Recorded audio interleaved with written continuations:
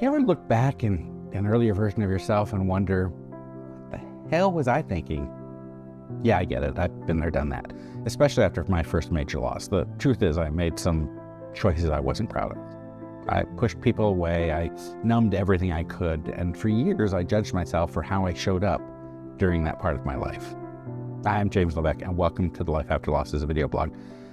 Here's what I've learned. That version of me, he was just trying to survive. And oddly enough, he taught me how to show up differently the next time grief came crashing through my life. And if you've ever dragged your past behind you like a weight, this week's entry is for you. Let's talk about releasing the shame and giving credit where it's due to the version of you that got you here. In entry 242, you don't live there anymore. Yeah, we all have a past. Some chapters we revisit with a smile, the ones that make us feel proud, nostalgic, maybe a little wistful for simpler times.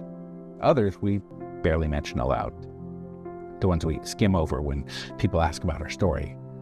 Some we carry close like treasured photographs, while others, well, we'd rather pretend they never happened, wouldn't we? Just shove them to the back of some metal drawer and hope they stay there.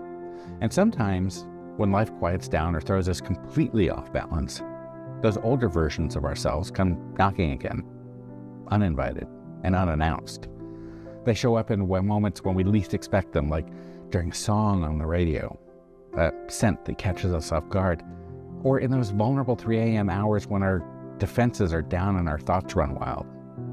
For years, I had judged myself mercilessly by the person I used to be, especially in the messy, chaotic aftermath of my first major loss. The mistakes I made weren't small ones. They were the kind that left marks, the kind that made people worry about me in hushed conversations I wasn't supposed to hear. I drank too much, smoked too much, pushed everyone away who tried to help because accepting help felt like admitting I was broken and beyond repair. I wanted to disappear entirely some days, convinced that the world would be better off without the mess I'd become. I was angry at everything, at life, at loss, at the unfairness of it all. I was grieving in the most destructive ways possible, doing everything wrong except for one crucial thing. I found a support group. And that single decision, showing up to a circle of other survivors, is one of the things that probably saved my life. But everything else was a disaster. And for years afterward, I carried that version of myself like evidence of my fundamental inadequacy. And maybe you've done that too. Look back at your past self through the lens of who you are now and winced at what you see. Replayed old choices like they were proof of you not doing this healing thing fast enough, or that you're somehow fundamentally flawed in your inability to cope with life's curveballs. But here's something I've had to learn, and relearn, and if I'm being totally honest, relearn on the particularly difficult days. You are allowed to outgrow your past without being ashamed of it. You're allowed to heal beyond what was once broken. You're allowed to stop letting yesterday define what's possible today. Your past, it shaped you, absolutely. But it doesn't get to keep you stuck there forever.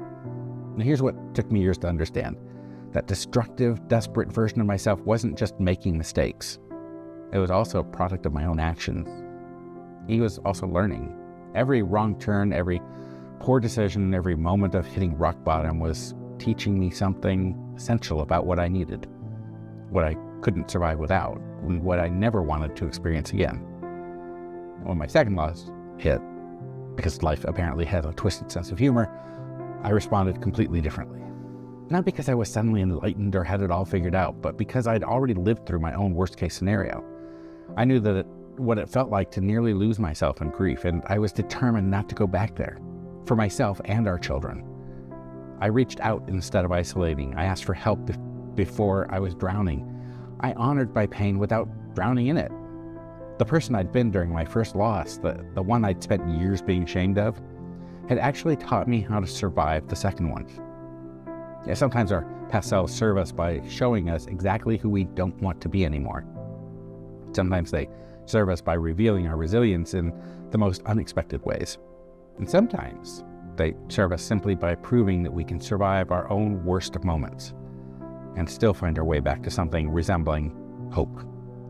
Sometimes the biggest shift isn't about changing your story, it's about changing the way you relate to it. Instead of asking, why did I do that? Maybe ask, What did I need back then? Instead of thinking I should have known better, consider I did the best I could with what I knew at the time. And that's not letting yourself off the hook for genuine mistakes or harm caused. That's extending compassion to the version of you that was just trying to survive. And isn't that what we're still doing in some way? Learning how to survive and maybe eventually thrive on new terms? You're not who you were 5 years ago. You're not the same person you were before the loss. Hell, you're not even the same person you were yesterday. So if you've been dragging your old story like a weight behind you, carrying it everywhere you go, like some kind of penance for you think you deserve, then you can put it down now. Great. How, you ask? Well, I've got a few thoughts. Number one, start with recognition. Acknowledge what that past version of yourself was trying to do. Were they trying to protect you, numb the pain, maintain control in an uncontrollable situation? Thank them for their service, even if their methods were flawed. Number two, identify the lessons. What did that experience teach you about your limits, your needs, your values? How has it informed better choices you've made since? Write these down if they help, because sometimes seeing growth on paper makes it more real. And number three, practice the pause. When that old change spiral starts, you know the ones. I can't believe I did that. I was such an idiot. I should have known better. Pause. Just take a breath. Remind yourself, that was then. This is now. I'm not the same person. Number four, which is difficult. Reframe the narrative. Instead of, I was trying a complete mess, try, I was learning how to survive something I'd never experienced before. Instead of, I made terrible choices, consider, I made choices that didn't serve me and I've learned from them. And finally, focus forward. Ask yourself, what's true for me now? What do I want to carry forward for my past experiences? And what wisdom did I gain that I can use today? What can I finally let go of? Look, you don't live there anymore. In that old pain and those old patterns, in that old version of yourself that was doing the best they could with what they had, you live here, in the present, in the choices you make today, in the quiet progress, the messy courage, the honest steps forward that no one else might notice, but that matter enormously. Because healing isn't about erasing the past or pretending it never happened. It's about rewriting your relationship to it. It's about choosing to build a life that honors where you've been, the beautiful parts and the broken parts, without being held hostage to any of it. You've already come farther than you think. Now, keep going. So what's one belief, story, or version of yourself you're ready to leave behind? What did that past self teach you that you were grateful for now? Go ahead and drop those in the comments. I'd love to hear, and thanks for watching.